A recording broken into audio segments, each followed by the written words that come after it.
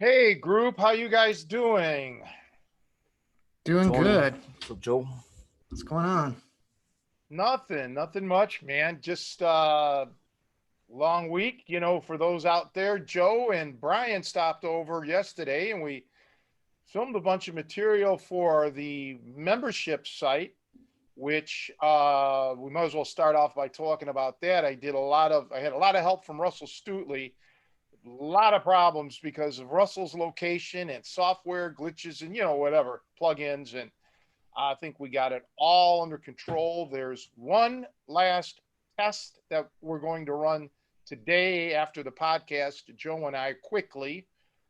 And then it's just a matter of uploading the videos, putting the links in, and launching the program April 1st. So maybe next week we'll discuss it on the podcast in depth. But yeah, that's just so far everything is looking really good. So yep, that's it. That's the update. How you doing, Nico? Good, Tony. So is everybody going to get like a mass email to, you know, when to find out about the launch of the program, or are you Well, just I going do to it. Well, I announce have a it? newsletter list. I don't. Yeah, so I'll mail it out to the newsletter list. Post it on Facebook on my business page there. Post it on my website. I got to. Well, that's another thing we have to do. We have to run the ad copy, as they call it. We got to get that, Joe and Andre and everybody. Forgot about that. Yeah, and then we'll post it on YouTube, and Joe will post it on Instagram. Yeah, that's about all I can do. And we'll just keep plugging it on the podcast, and hope for the best. Hope we get 1 million subscribers, man. Shit, that'd be great. Nice. I'm just happy after a day of having you and Brian demo on me that I'm still. For some reason I can actually I use all my limbs still. I thought I wasn't going to be able to look to my left or right with my neck. There was a lot of neck cranking going on, but yeah, I guess it's my body's starting to numb to the effects. I'm feeling good about that at least. Yeah, yeah. I mean, it's difficult for me to control my urge to just open up on you, right? Because of all the torment you put the whole world through with these podcasts. But no, I behaved, and yeah, it was all good. Yeah, it was great. We had some technical issues with my new camera setups uh, that I had a. Well, we were able to get the stuff. It's just a matter of now I got to edit it. But yeah, we have to work through that. I think that problem is solved. So yeah, but yeah, it was good to see you. I'm glad you're feeling good. The pizza, well, you didn't have any pizza, Joe, but Brian and I sure did. I wish Nico could have made it. Yeah, it was good pizza and it was a good time. Yeah, definitely good to get Nico in there to have someone else to rip on a little bit.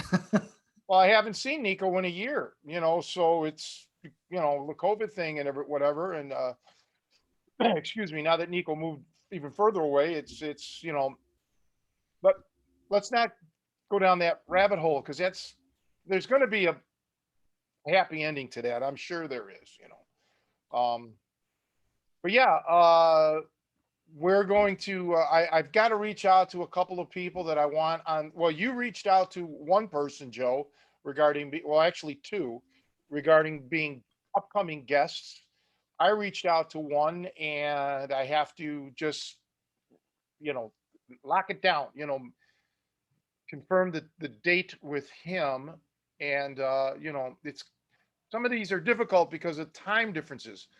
Like Russell was 12 hours person I'm trying to get on, Paul Dodds, is like 6 hours or something time difference. So it's scheduling issues many times. Hey, Yeah, I don't Brian. think Brian had anybody. mentioned. Go ahead, man. Brian had mentioned that a friend of his is studied the history of wrestling or something like that, or he's a historian about wrestling. I think he'd be a good guy to get on. Maybe you could talk to Brian. Yeah, I don't know who you're referring to. So yeah, sure.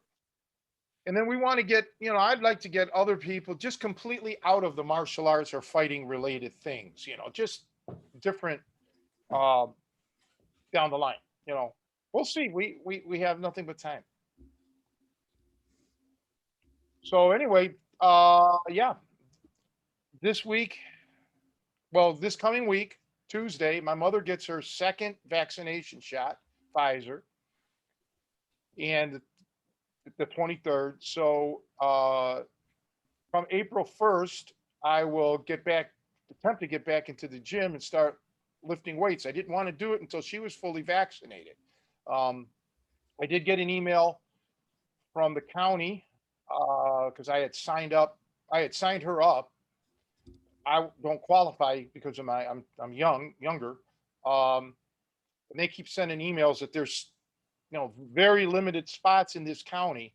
My county happens to be the fourth or fifth highest positivity rate in the whole state. So people just don't take it seriously out here. But I won't get vaccinated for a while simply because they're not opening it up to people my age. So yeah, I just wanted to wait until my mom got vaccinated before I started going to the gym. So hopefully the first of the month I can get back to lifting, man. It's tricky. Yeah, I mean, too bad your car is not in better shape because I've heard that certain counties, kind of outside of the city, are starting to get, kind of get ahead of schedule. So like where I'm at in DuPage County, it's still pretty much by the book as far as who can get it.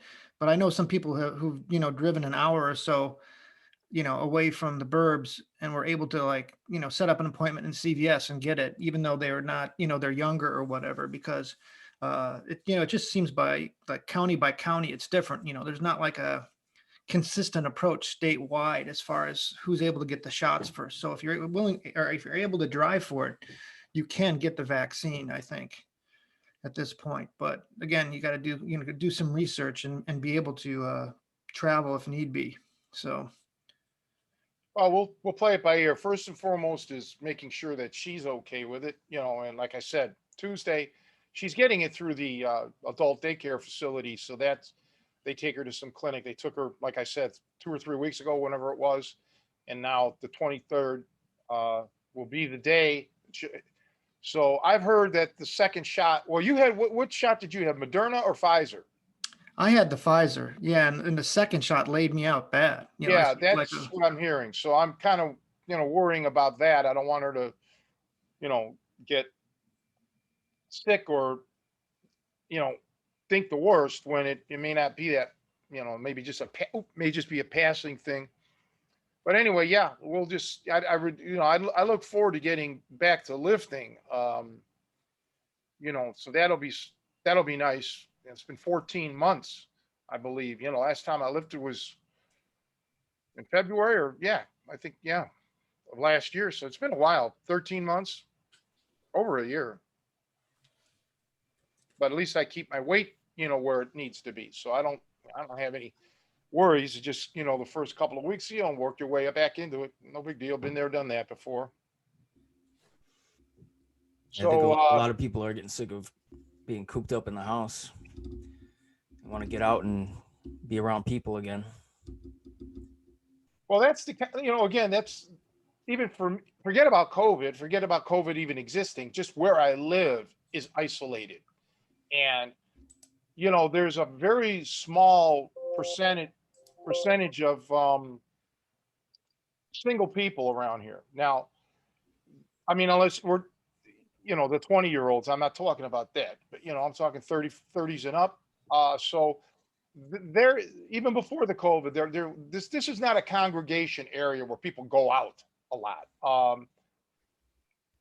if you drive 35, 40 minutes, yeah, then there's places where they have live music or whatever. But I'm also kind of stuck that I can't leave with my mom. But now that she's back in daycare, I might be able to get out around here locally. I got to keep it local during the day. And I do have to keep it local because of if something happens to my mother, I got to get back to the house or I got to get, to the hospital or whatever. So it's not like I can just take off.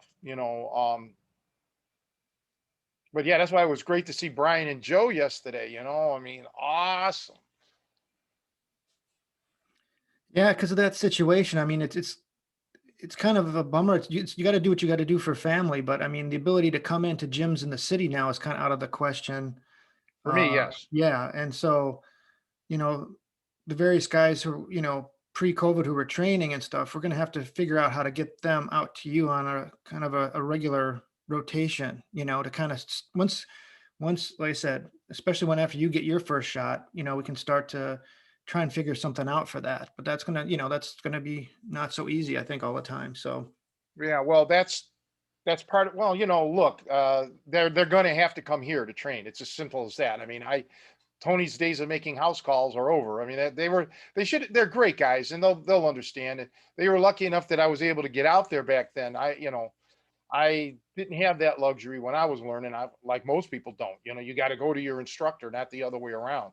And as far as doing a once a month seminar, yeah, if the turnout is substantial, that'll be okay because I'm going to have to pay to have somebody watch my mother while I'm gone, for those, basically probably close to 8 hours.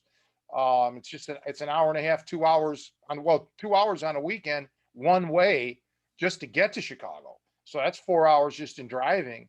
And, so I'm going to have to make sure that, you know, the seminar is financially feasible.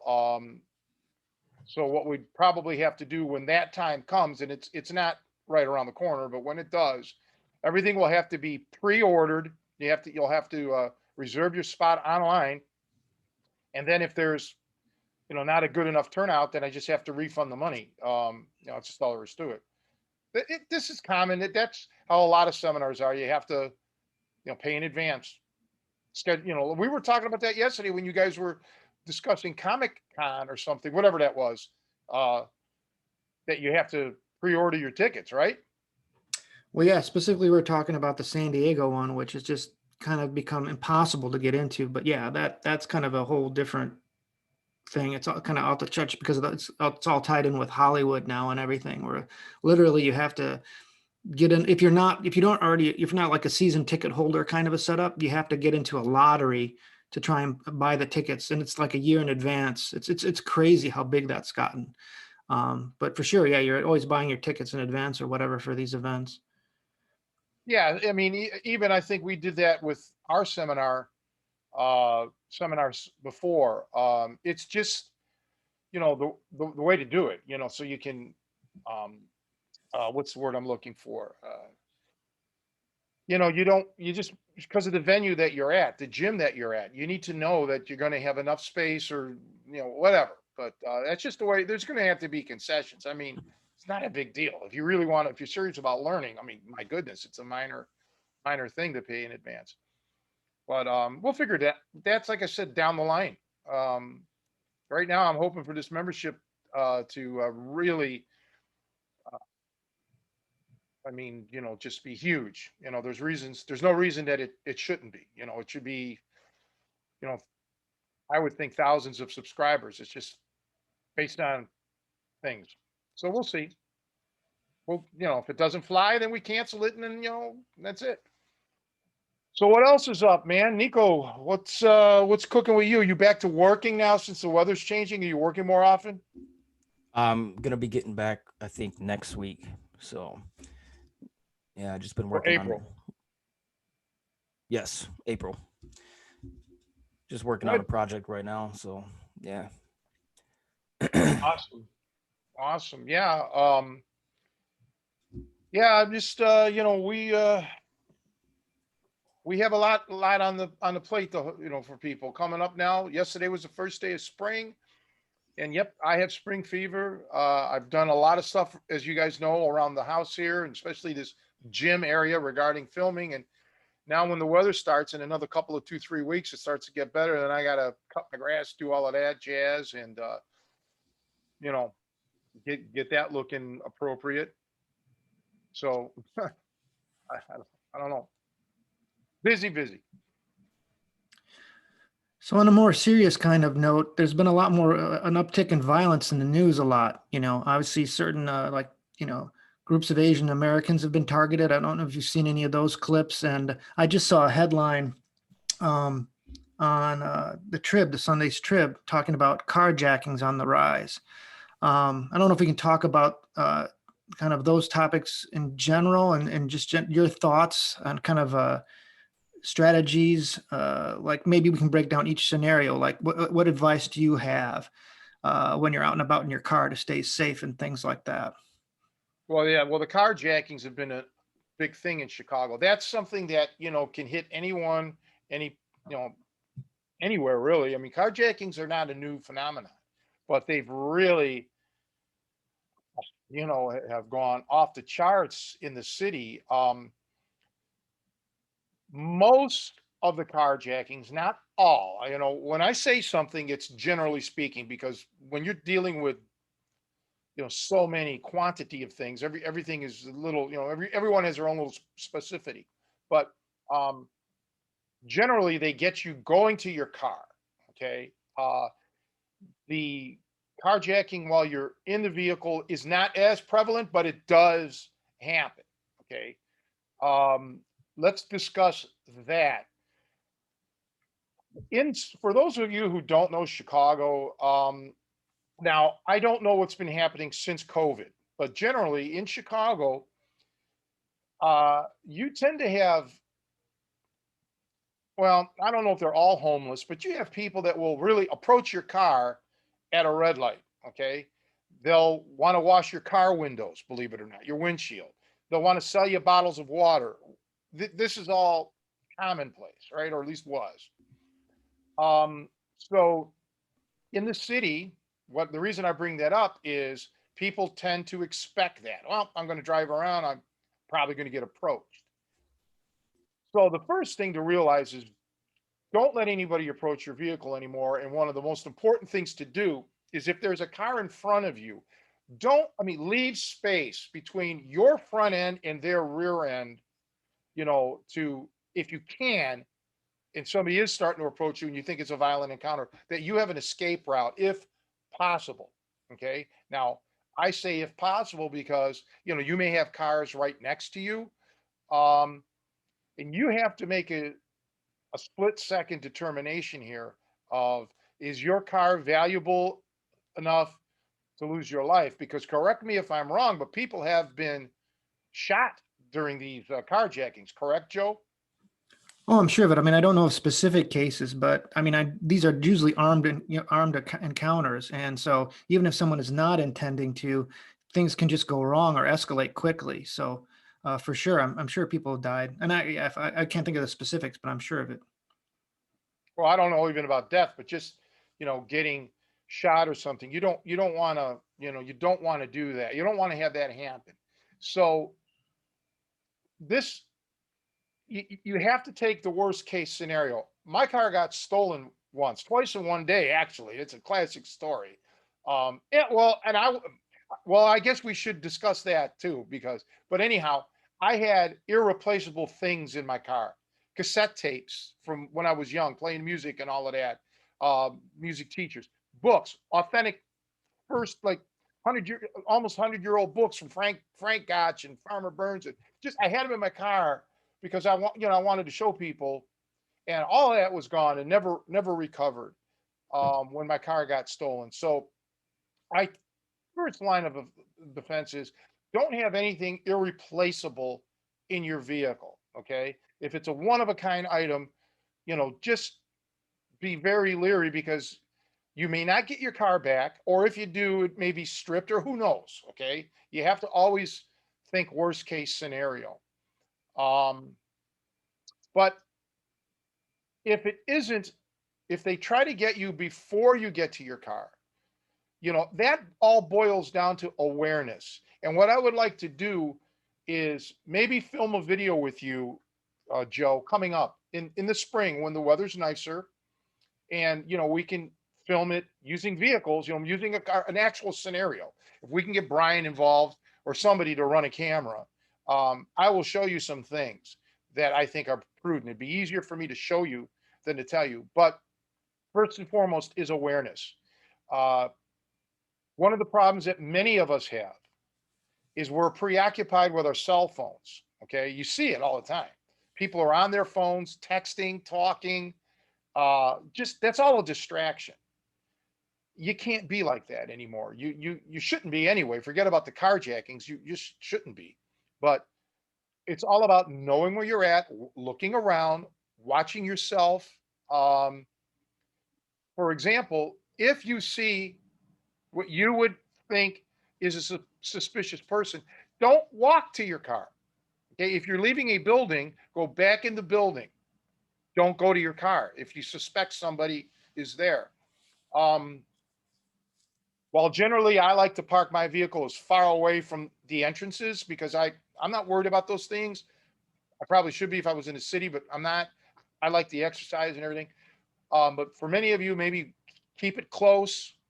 Um, Park near where there's a security camera, even though that may not prevent the the assault. It'll perhaps be caught on camera, and anything that you can do to get these people arrested and get them off the streets is a good thing. But yeah, let's plan on filming something because it's when you say awareness, being aware, that's such a broad term. There are specific things that you need to do physically. Um, and I think it's important to cover it.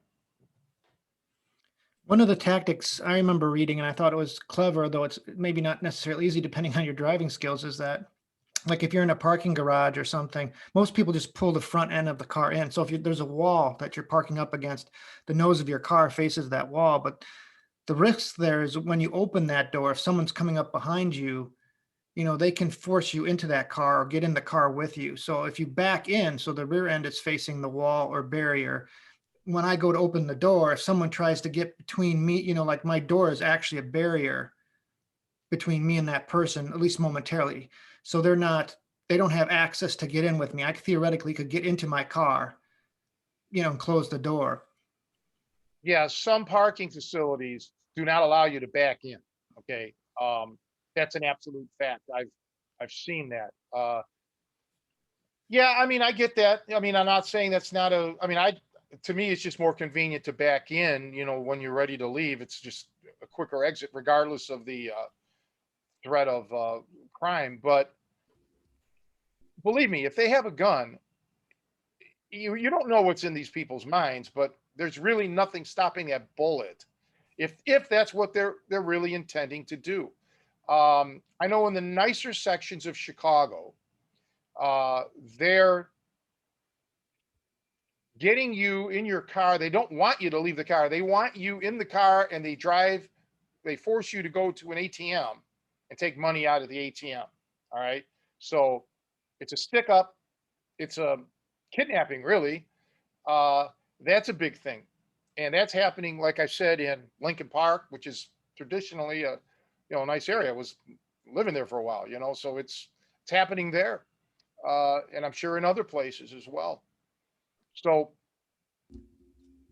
uh, it's a sad thing. And, because you have to almost live like that. Now, I'm sure there's going to be people that are going to advocate uh, concealed carry or something, that's your choice.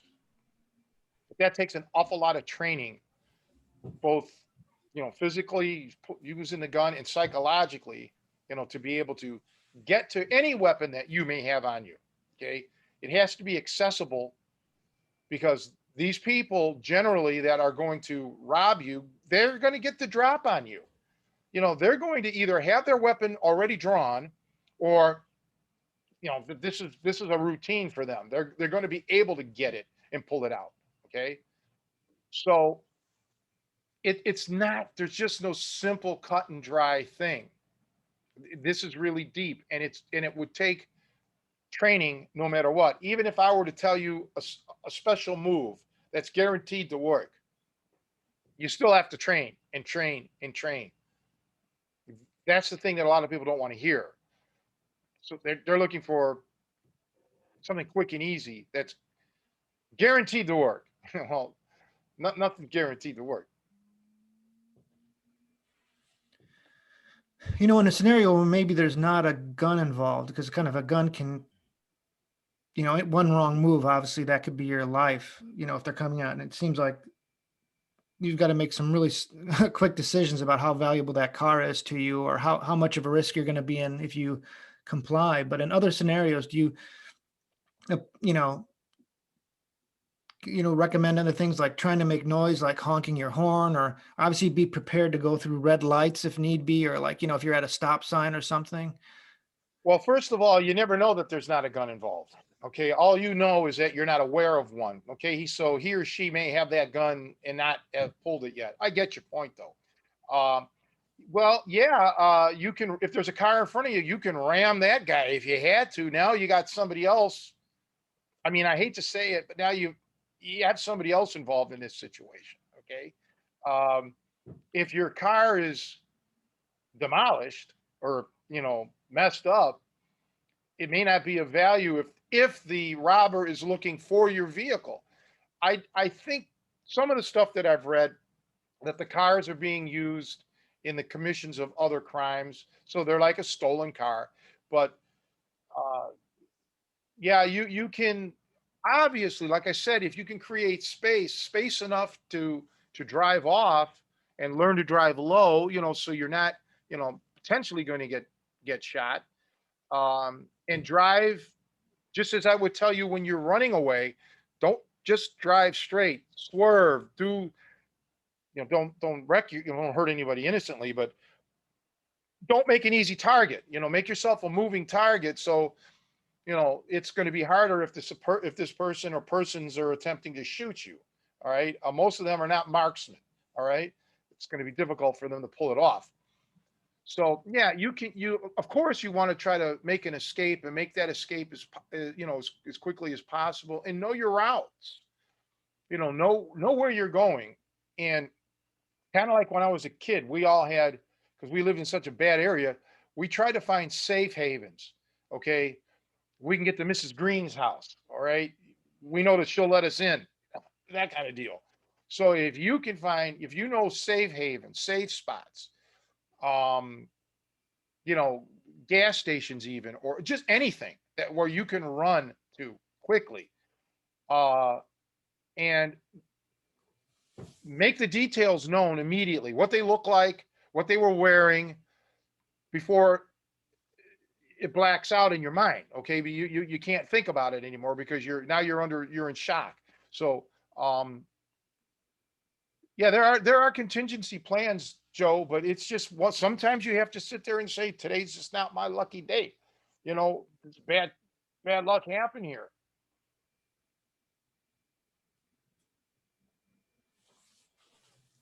One of the other things I've heard, and this is maybe dated, I don't know if this is even still occurring, but even the simple act of, like, occasionally they would roll up and bump the back of a car, because it used to be people would get out and want to inspect the scratches on their car or whatever. And if you're alone or in a situation where you don't feel safe, just ignore that, or just that's your time to leave.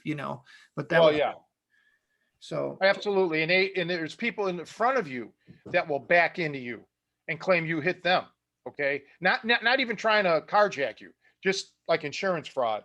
Yeah, in a case like that, see, you want witnesses. Okay, yeah, if somebody hits you legitimately, or and it turns out to be legitimate, not a act of crime, you still really want to pull over uh, in a populated area, or where there's witnesses. Same with police.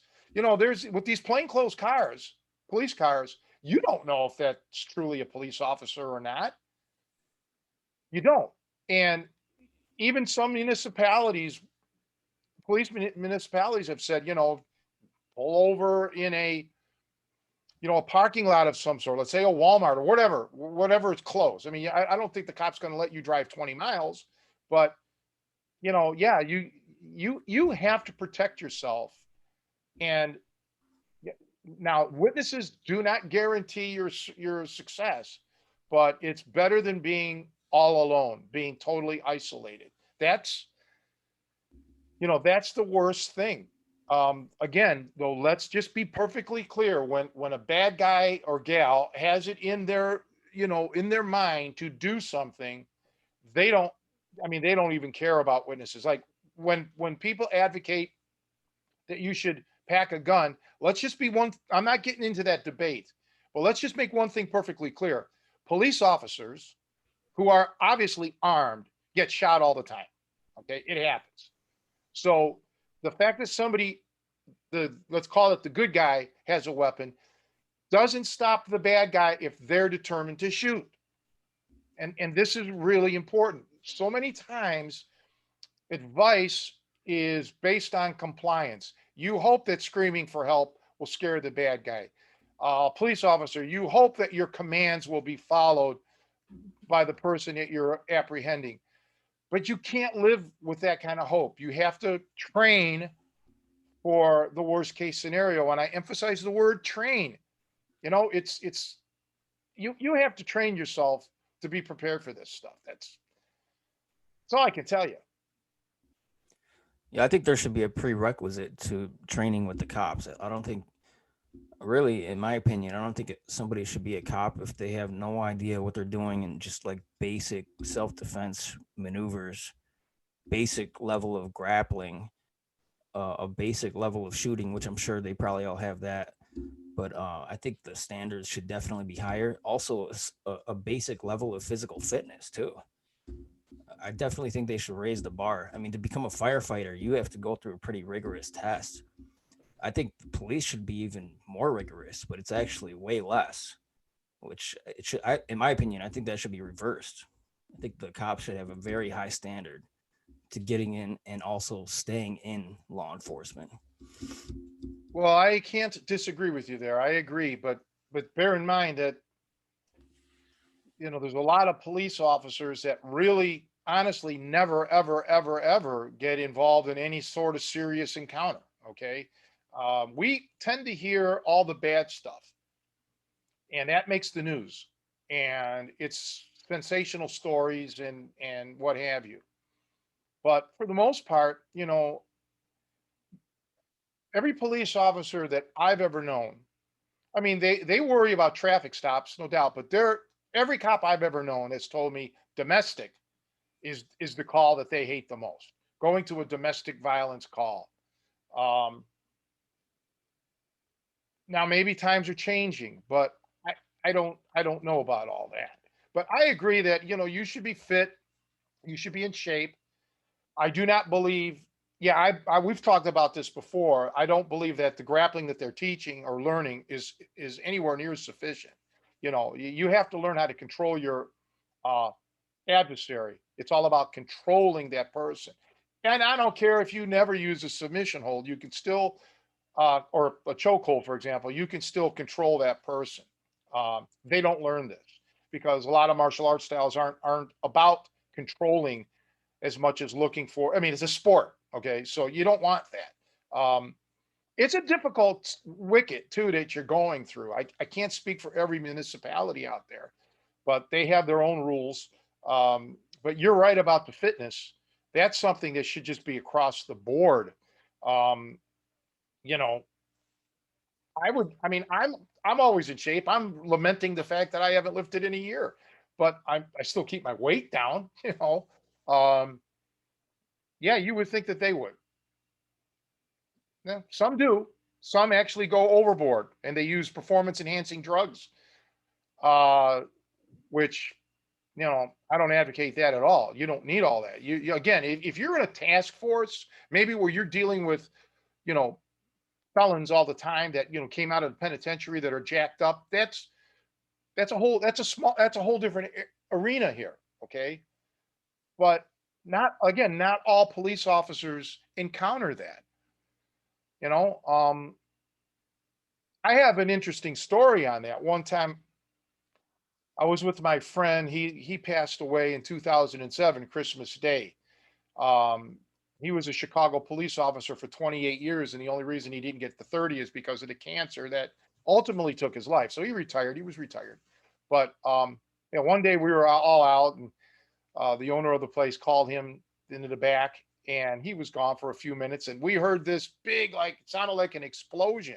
We didn't know what it was. It was a gunshot, but we didn't know what the hell was going on. And Jerry comes back up, and we're like, man, what the? And he's all smiles. He says, well, I finally did it. We're like, well, my buddy Hank, he's like, what? What? He's like, 28 years on the police force. I finally had to use my gun. There was a rat down in the basement, and he had to pull his gun out and shoot the rat. So in 28 years, Chicago cop, he never used his gun. And that story is quite common. Not now, of course, there are police that have done it, but nonetheless, I agree with you that you should be physically fit. You should be trained um, to learn how to defend yourself and to control the opponent.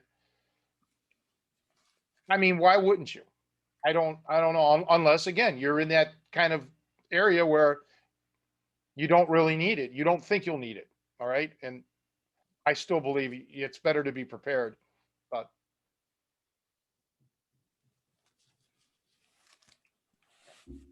Have you seen any of these videos that have been posted about the attacks on the Asian Americans? A lot of them, they just look like they're just kind of randomly. Now, obviously, there was the mass shooting, which is a whole other thing. But in general, a lot of them are. It seems like the elderly now are being attacked on the streets and things like that. I mean, I don't know if there's anything. Really, the only thing that can be done as a community is really start to pair up and start to escort people at that point. I don't know. Have you seen any of those clips? I've been tied up not seeing the clips, but I will say this, that I mean, this is nothing in my day and age. Growing up in the 70s, this was a common thing. Okay, not necessarily a particular race or something like that. It was just, let's say, the elderly in my community was all of us. It was every age group. And around the country, yeah, talk to people my age or older from New York City, and all the muggings and all the old timers that got beat up. There was just somebody now that I read. There was no clip. 102 years old that got beaten to death in their apartment with an axe. Now, I don't think they got chopped. Maybe they got, hit with the axe handle. I don't know. 102 years old. Because a lot of people prey on the weak. That's the thing. You're a victim. You're a mark to them. Okay? That's what they see. They see somebody who's not going to be resistant. I do know that there was a story about some 76-year-old Asian lady that fought back on her attacker the week that just passed. But I mean, this is terrible. And what are you going to tell these old timers that start learning martial arts, go train? Come on. You're right. There has to be a community thing. There has to be planning. You're right about the escort thing. But I can tell you, just from my personal experience, just now, just as of now, when my car couldn't get out because of the ice, and you know that, I had no help. Okay. I had my friend Holly who would come over, but she doesn't drive. Okay. So there was times where I can't get to the store, and I can understand how some of these elderly people may not have anybody to help them, and that's a shame. But there has to be some sort of outreach, and again, that's limited. You can't be with somebody 24 hours a day. Um, we're just going through a rough time. I mean, things have calmed down in this country. The according to the FBI, the violent crime statistics had fallen, since the 70s. And yeah, you're right. I think it's on an uptick now. We have to wait for it takes a while. There's a lag on the reporting. So we have to wait probably till the end of this year or sometime this year to see how bad 2019, 2020 was and all of that. We're just hearing a lot more about this. aren't we? Yeah, I think that old people have been getting preyed upon for since the beginning of time. So I Yeah. don't think that's a new thing at all. And I'm not familiar with the videos, but yeah, I think they're just being more highlighted more, maybe in the media, but I don't think it's new at all. No, I don't think so. I mean, I know it's not new, but again, this is just even in the animal kingdom, they prey on the weak, uh, and they perceive old timers, ladies, whatever you want, as, it's as being you know targetable. It's it's just sad, but this is this is stuff that we've had to all cope with in our life. Like I told you, in the '70s when I started to really remember things, I was too young in the '60s. Um, it was always bad. It was like always bad, and I could do a podcast for the next 10 years every week on a story of somebody I knew, or myself or my family that was involved in scenarios like that. I don't know. It's a bad thing. All I cared about was learning how to fight so I could defend myself. And if I'm with my grandmother or my grandfather, although my grandfather he was a boxer, he was pretty tough. But I wanted to be able to defend my family, okay, and myself. And then later on, I figured if I get a girlfriend or a wife, I'll be able to handle all of that. Probably, well, I don't know about you, Nico. Well, yeah, Nico, I do know about you. The neighborhood you came from was not a walk in the park either.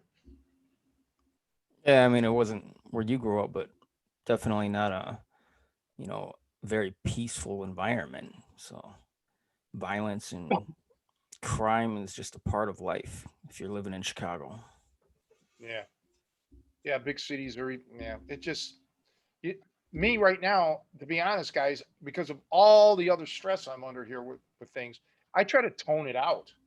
I don't want to hear it. I tune to another channel, so to speak. I don't want to.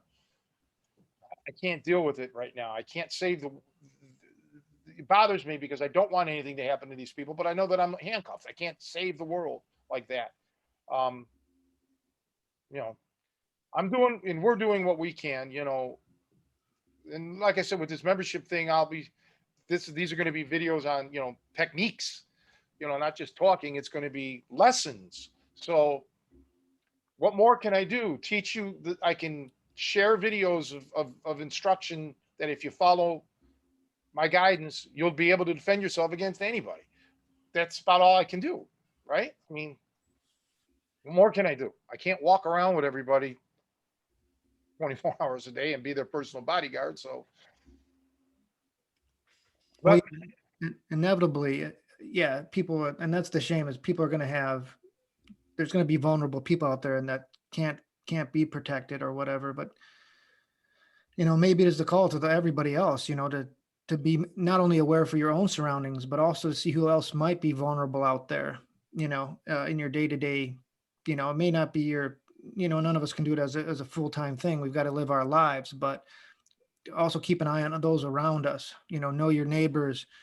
Um, you know, just people walking down the street, see who might need to have someone, you know, just have watching over, keep an eye on those who look vulnerable in your surroundings. well, they have these signs like we call police or whatever that certain people put in their house and their windows. So that's kind of like to recognize that in essence is like a safe house. And there's another phenomenon. I don't know if you guys are familiar with it, but people who wear safety pins. So you wear the safety pin, guy or woman, it doesn't matter, almost like a brooch. And that's to indicate I'm here to help you, in your day-to-day life. Okay. If you're being verbally assaulted or physically assaulted, you see somebody with a safety pin on, that's supposed to be a signal to run to them and they will get involved in whatever the issue is that you're dealing with. Okay. So I don't know if you guys were familiar with that, but that exists. But again, are these people the safety pin people? are they trained? I mean, what are they going to do for you? Maybe be a witness? I don't know. How can we trust the pin? That's right. I mean, exactly. It could be a setup. Yeah, this is the thing. I've said this on so many of my videos that dealt with self-defense is that, and you've heard me say this, if you go into a situation, let's just call it a bar situation, you have to expect that everybody in that bar is going to be against you. Okay. You cannot expect all these people to be on your side. That's the mantra that I've lived my life with since I was a little kid. I can't even remember that I ever had any help. Okay. I had to deal with this shit that happened to me on my own. All right. So that's what I tell everybody. You have to take care of yourself. You can't expect anybody else to do it. Yeah, I'm not a very trusting person when it comes to that. And even kind-hearted people that may legitimately try to help you can actually make it worse, getting in your way, or, just gumming up the works. I don't need that shit. So yeah, but I've always had, I had proper training. I was in shape. I was young enough, but I took matters into my own hands, and I really wish more people would do that. And it starts by finding proper training, no matter what it is, if it's weapons related or psychologically related or fight related. Get the proper training. Don't fall for the marketing hype of some person. Really, deal with legit people, world class, legit.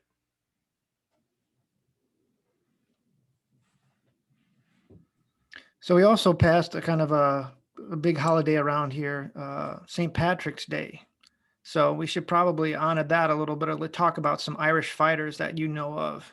Do you know of any boxers Irish ones that stand out in your mind? Well, it's Sean O'Grady was a good commentator and a good fighter when I was a kid. Well, yeah, I mean, see, boxing, it seemed like it worked in waves. Okay. So the first core of great fighters in this country were the Irish. Okay. Because they were one of the first, not settlers, but what do you call it when they come over here from another country? Migrants. Migrants, whatever. Yes. So you had black fighters, Irish fighters. Okay. Then you had eventually a lot of Jewish fighters. Okay. Because there was a lot of Jewish people in poverty. The Italians, Hispanics, so you kind of, you had these cycles. There were a lot of great Irish. I mean, John L. Sullivan is probably the most famous Irish fighter, boxer in history, right? Just, the Boston Strong Boy. That's what they called him. So I would have to say any talk about, Irish fighters has to start with John L. What was Jack Dempsey? Was he Irish? I think he was actually. I don't quote me on this, but I thought he may have had some Native American in him, but I could be wrong. But I thought he might have had some of that. But once again, I could be wrong. But Dempsey, of course, came around, a little after the fact of John L. I mean, they never fought each other, but yeah. I mean, I think James Corbett may have had Irish in him. Yeah, but there was a lot of, different nationalities dabbling in the stuff, and some became champions, but yeah, the Irish, the big thing here in this country is fighting Irish in Notre Dame University. That's like the big Irish thing. What are some Irish fighters that you liked, Joe or Nico?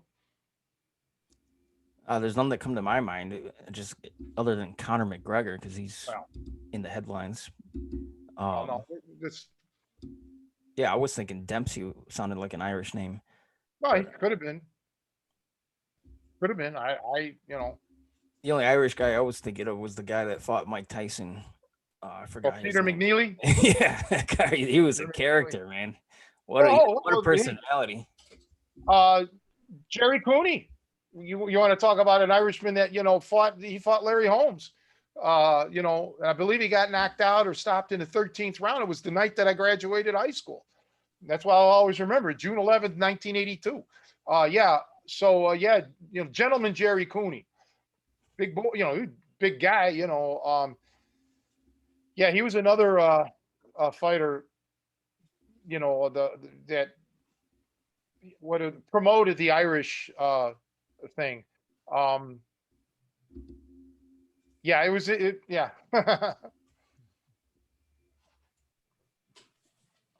Yeah, I don't know that many actually. I mean, there was my grandfather, of course, but I never see him in an actual fight, so I wouldn't know how he would do.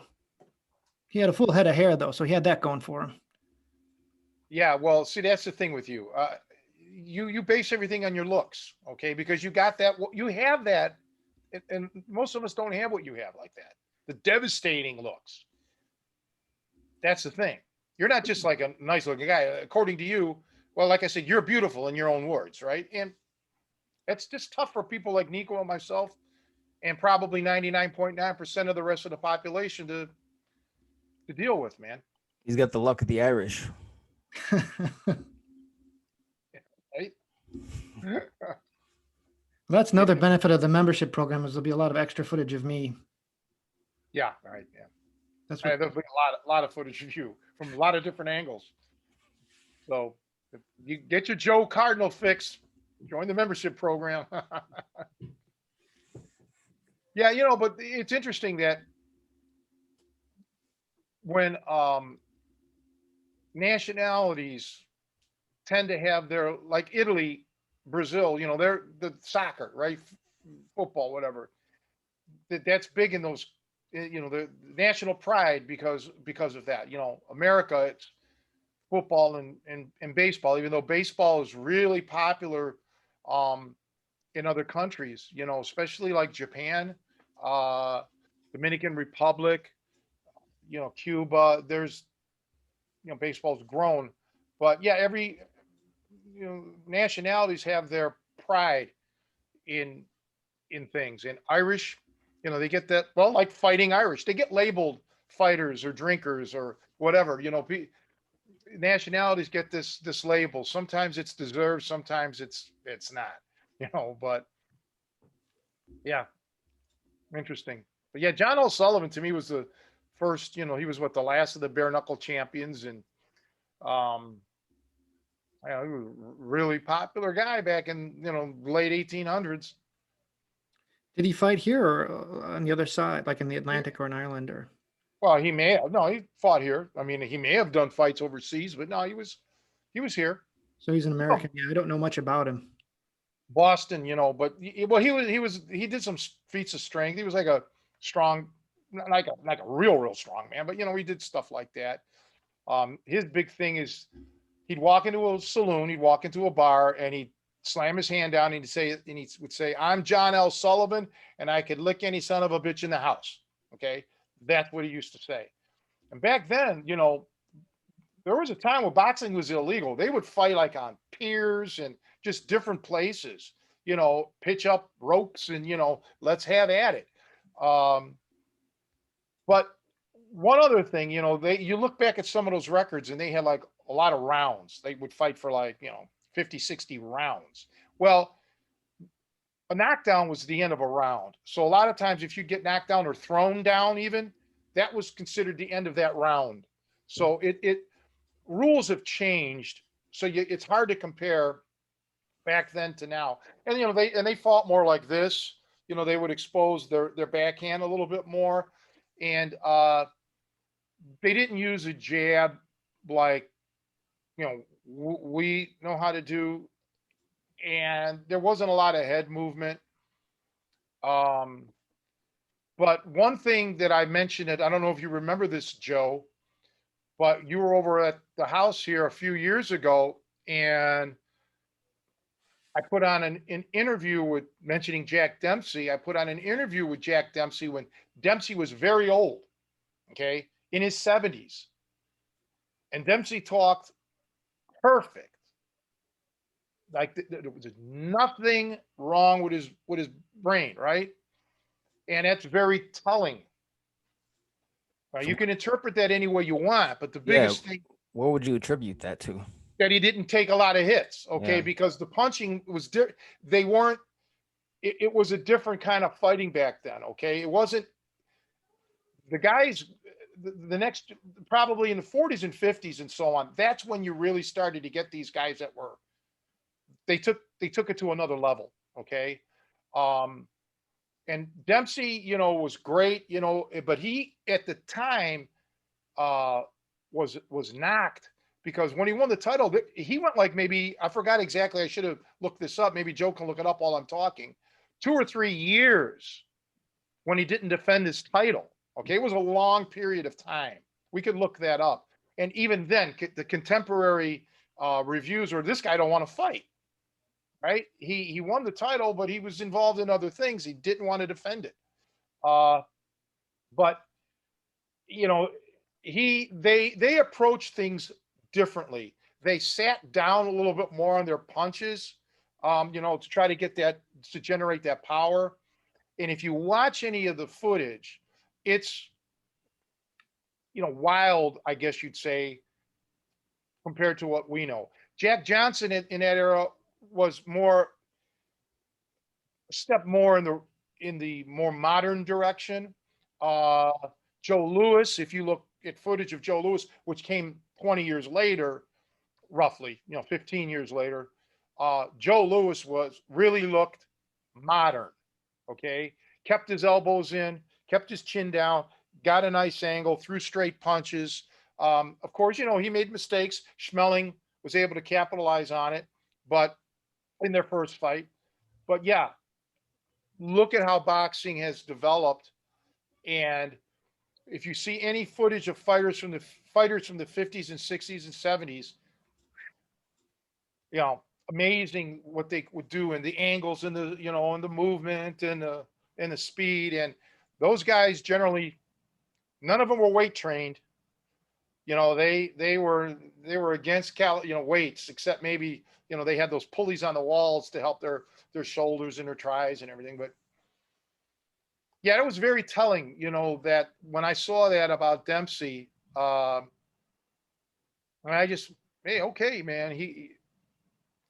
I remember when I met Jake Lamotta, and he ended up really bad with, like dementia, related. Tony Zale, same thing. Well, when I met Jake, and I was with my accordion teacher, Jerry Sigler, as a matter of fact, we went to the fights and he happened to be there talking to people. And yeah, it was pretty evident even then that it was bad. Floyd Patterson was another one who I believe had to testify in court about something and he didn't know his wife's name. It's kind of bad. These guys took a lot of abuse. It's rough. So you just think the technique as modern boxing evolved, there was maybe some tipping point where they're able to generate so much power that you really couldn't have a long-term career without ultimately just having that neurological damage if you were going to make a profession of it. Is that kind of what you're thinking, or? Well, I mean, I would say this. I mean, it only takes really one punch to knock you. I mean, you can get a concussion. With it doesn't take 30 or 40 blows to the head. It could just be one perfect punch that could cause a problem for you. Okay. What I'm saying is that the fighting, like anything else, evolves. And yes, it's nice to romanticize about how it was back in the days of yesteryear. And there's some lost secret techniques and all of that. But really, it's none of that. It's not true. Okay. There has been a lineage of, let's say, boxing trainers, for example, guys like, Ray Arcel and everything, who lived to be, I don't know how old, 90 or something. A lot of these trainers, they went back, their trainers, where they learned. All of this goes back to, history. So if there was any like secret, it was going to be passed along. It wasn't going to be a secret. No, styles have evolved. Fighters started to change. That slipping and that, head movement, that was a big thing. You look at fighters way back then, man. It was more like a toe-to-toe thing. Um, and I just think, like most sports, you build on the previous generation. You stand on the shoulders of your predecessor. You just get better and better until you know you hit the limits of human possibility. We've probably talked about this before, but kind of because we're going back to Sullivan and the bare knuckle stuff. When did the gloves get and the hand wraps get bigger? Because I guess one of the discussions I've always heard is that as they began to protect the hand and wrist more, it freed them up to hit with more power. So, you can't with your knuckles, like if you're fighting bare knuckle, it's just you're almost limited physically how hard you can hit. You would change how much body you're putting behind the punch just naturally over time. You'd compensate. The equilibrium shifts where as your hand and wrist are more protected, you can hit hard, and the downside of that is obviously you'd think you're more protected with more gloves, but maybe the person is absorbing actually more force from you. Do you think there's any merit to that, or? Yeah, there could be merit to that. I, yeah, I mean, for sure. I mean, they say the same thing about football. They wanted to go at one point. Somebody was talking about going back to like the old days where you just wore a leather skin helmet. Because the football players are so protected that they can generate a tremendous amount of force that they never, that you wouldn't be able to do, if you were just raw. So yeah, I'm sure that plays into it. But beside all of that, I'm just saying from a technical standpoint, it's gotten, technique wise, it's gotten a lot better.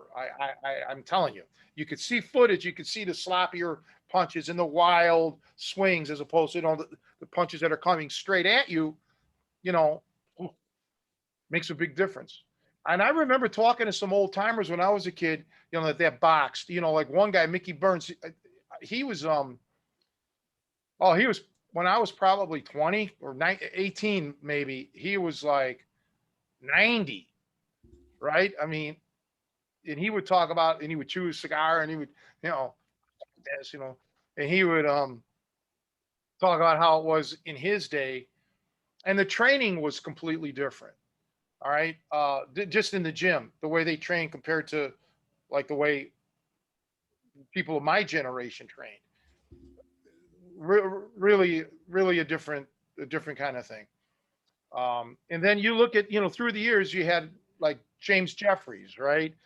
Uh, who they called out of retirement to fight Jack Johnson. And then you had, Johnson won.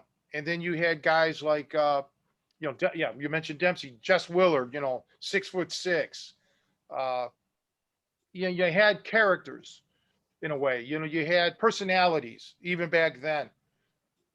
Maybe uh, Gene Tunney might have been the least character of all the fighters. The more plain, he was a bookworm. He was into philosophy. He was a, you know, Marine and Navy, so he was a military guy. And I think he ended up even marrying a socialite, but he was, you know, I wouldn't say flamboyant like some of the other fighters were. And then you get to Max Baer and Primo Canera time, and and that's the Joe Louis era, and things went, how that developed from there. You had your Jersey Joe Walcotts and your Archie Moores and Rocky Marcianos and on until the present day. So when you look at The Rock, well, one of the things is most of those heavyweights wouldn't be heavyweights today. They wouldn't be able to fight in the heavyweight division. They would be probably cruiserweights. All right. Maybe even light heavyweights. Some of these guys were not big by today's standards. So to sit there and say like Marciano versus, I don't know, my brain's the Russians, the brothers, that's a gigantic weight difference. Marciano wouldn't be fighting as a heavyweight today. Get my point? So, How much did he weigh? I thought in his prime he was about 180, maybe Oh 185. wow. Yeah. Yeah. So yeah, it's now the middleweights. Even then, now boxing has gotten so particular. Super middleweights, junior middleweights. You know, they really narrowed the weight categories, and I mean, I would think one of the reasons as well is you get more champions that way. Obviously, okay, um, because I don't think that the 3-5 pound weight difference is a big thing, because you whatever they weighed in at, I mean, come fight time, they may weigh differently. You know, they may put on a few more pounds. It depends on when the weigh-ins are, if they're the day of the fight or how much earlier before the fight, that plays a role in it. But yeah, those fight I mean, fighters, their styles have changed. So what do you think are the differences in as far as the training aspect from way back then as to now?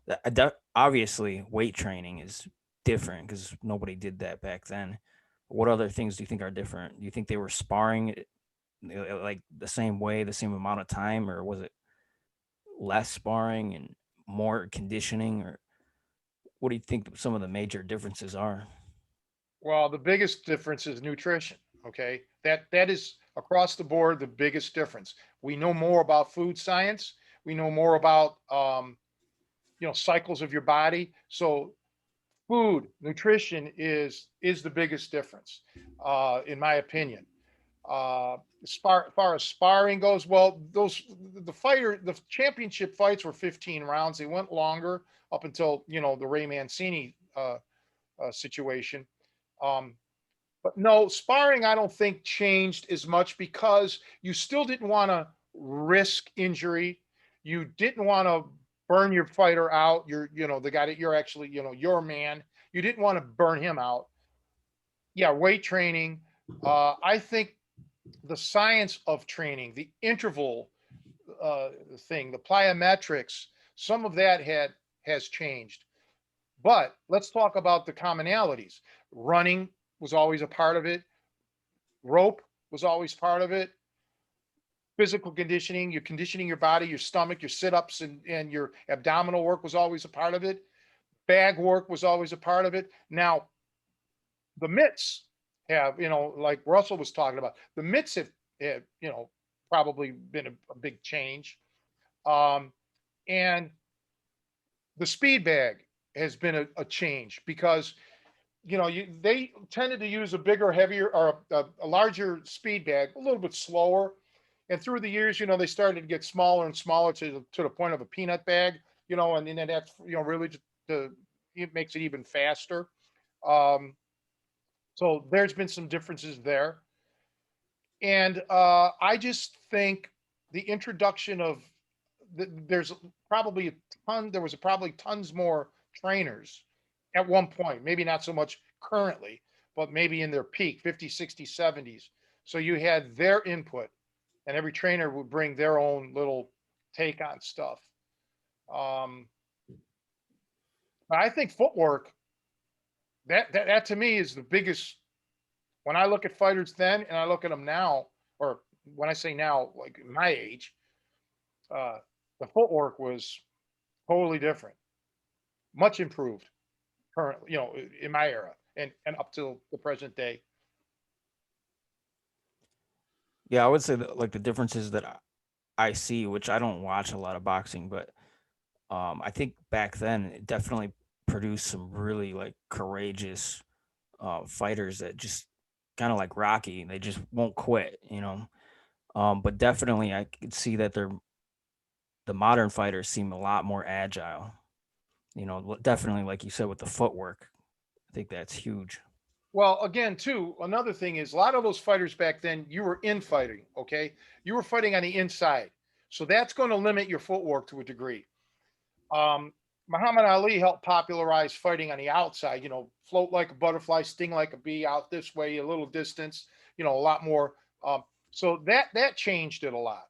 Uh,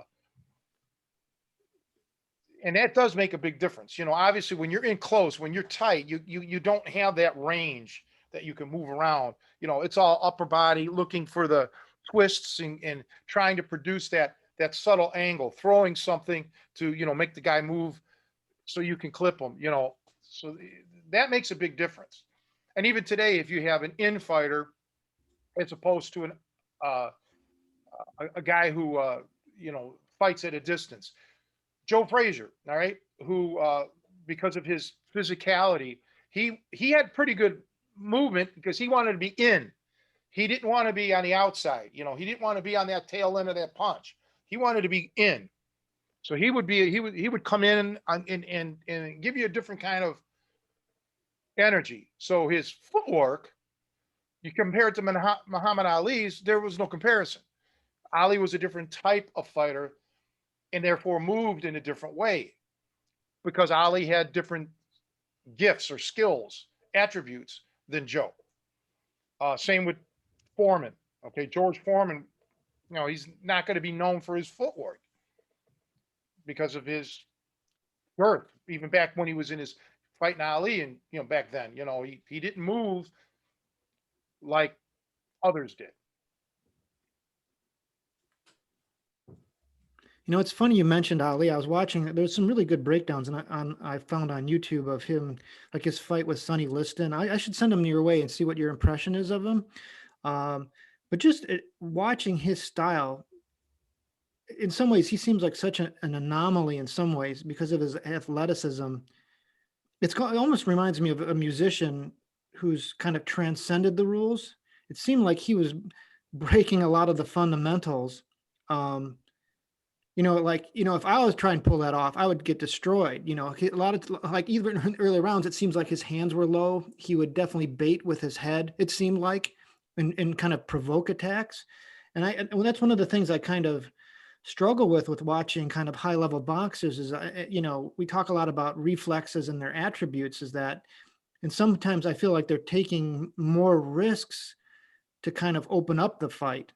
Like I said, again, if someone's playing a completely defensive, technically correct boxing game, maybe not a lot of damage is going to happen right away, especially if you have two fighters who are covered up and, and I don't know if, this is just my impression, but just kind of my wondering as I'm watching it is like, I know, like, even in early rounds, I see guys with their hands low or, their chin out. And I'm assuming that they're just playing it kind of at a higher level to draw stuff, because it's like, it would definitely be different advice than what I was given. It's like, yeah, you obviously want to be kind of very much more protected. So am I reading that kind of right? Or is there something else going on there too? You know what I'm talking about? Yeah, for sure. Well, yeah, you're on the right track too. And remember, it's about marketing. It's about being entertaining. Um, you want to entertain the fans. You want to put fans in the seats. That means money in your pocket. Yeah. So a lot of fighters are like that. Roy Jones was one of them. And then when his physical skills started to deteriorate, he didn't have the traditional boxing, he fought in a different way. And opponents were able to capitalize on it. Same with, sadly, with Muhammad Ali. When his attributes started to fail, so did he. Conversely, look at George Foreman. Foreman won the title at 43 years of age. He did not have Ali's speed, and he didn't, stick his head, prompt things like that, and rely on his reflexes, right? So there's something to be said about that. While you have skills, or not skills, but when you have attributes, take advantage of them, of course. But if that's what you're banking on, and I am not saying this specifically about Ali or these guys, but there are people who just don't practice or don't train properly because they don't feel they need to, because they have all these natural gifts. When those gifts start to deteriorate, yeah, you don't have those fundamentals to fall back on. That's that's a trap. I don't fault any of those guys because they're athletes. They're paid to perform, and they know that they have a short window. All right, guys, and once their boxing career is over, that Hopefully that's it. For us, with self-defense, you could be like we're talking about earlier today, 70 years old and have to defend yourself. You're not going to have your physical skills that you had when you're 30. That's why you have to have those techniques, those fundamentals, rock solid, because you're going to need these tools, for the rest of your life. There's the difference. Uh, so, but Ali, he was, I mean, look what he did. He was the most popular athlete in the world. And I would still say he's one of the top 5, if not top 3 most popular athletes in history. The only other 2 that I can think of that rival him is Babe Ruth and Michael Jordan. Those are at least here in America, those are the 3 big names that I can think of that have crossed, generations. I think that's a mistake that some people make, is especially like for beginners. They'll see an athlete like Ali transcending the rules, like Joe said, and they might think, well, Ali fights with his hands down, so I'm gonna do it that way, regardless of what the coach says.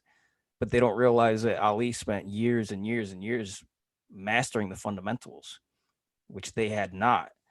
That people just see the end result, but they don't really see what went into it. And just like what we were talking about Russell with the Mayweather style of mitt training, people see the end result of Mayweather hitting those pads and they think, well, if I hit pads fast, then I'll be like Mayweather. But they don't realize all of the training and all the mastery that went into the fundamentals prior to that. So I think that's a problem people have. They see the end result and then they want to base their training on that instead of listening to the coaches and mastering the fundamentals. Yeah, it's frustrating as a coach now, me being a coach.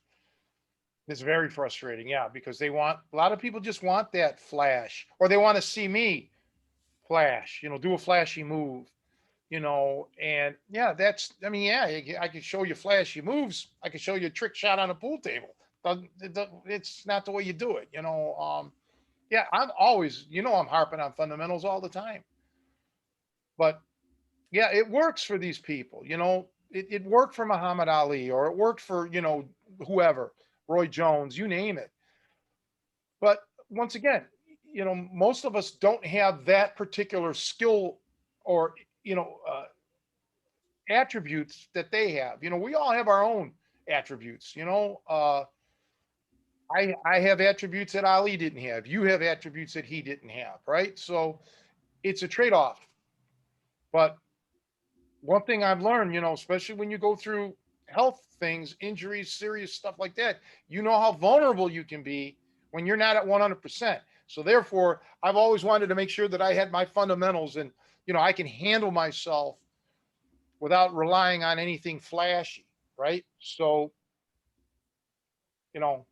that's just my take. It doesn't mean that you have to think like me. If you're into the flash and you want to look good, go for it. Who am I to tell you don't? It's your life. Do what you want. But for me, fundamentals is what is what it's all about for me. Just keep on working on it. You mentioned Foreman. I saw him on some interviews, and he always seemed kind of sharp. I don't think he took as much punishment. I mean, he had a large gap in his career, obviously. Maybe he didn't have as many fights. I haven't heard him recently, but he didn't seem to take as much punishment either. I don't know what your impression was, but that's what I just kind of informally was thinking about it when you mentioned him. And maybe that just also goes to the value of power. I mean, because that's kind of what he was known for, correct? Just like ungodly power, and how in the bottom line, that's gonna get you take you a long way in fighting above a lot of other things. Absolutely. In him, Ernie Shavers, although, Foreman was the more uh, acclaimed fighter, champion and all that, Olympian and everything, gold medalist. And yeah, Foreman had that crazy power. And he was just a good fighter. I mean, there's controversy about his fight with Ali. that I can only tell you that Foreman claimed that he was doped in the fight, and there was a lot of things going on there. And I was too young. I don't know. I wasn't a part of that. But, George was a hell of a fighter. A lot of his fights didn't go the distance. He was knocking people out. And, when you have that kind of a power, you're kind of afraid. You don't want to get hit and blasted. All right. I'll never forget when he knocked Frazier off his feet. That's just amazing, So, yeah, maybe Foreman didn't take the kind of hits that maybe somebody else did. Who knows? Maybe it was the accumulation, or maybe it was just he never got hit with those solid type of punches. I can't speculate. I don't know. But I'm glad he doesn't have it, but it doesn't take much. I mean, the stuff that happened to me, left an effect, and it gets, it gets the way it gets. Johnny Lira, my buddy that passed away, he, it was bad on him. It happens, but I wish it didn't happen, but it does.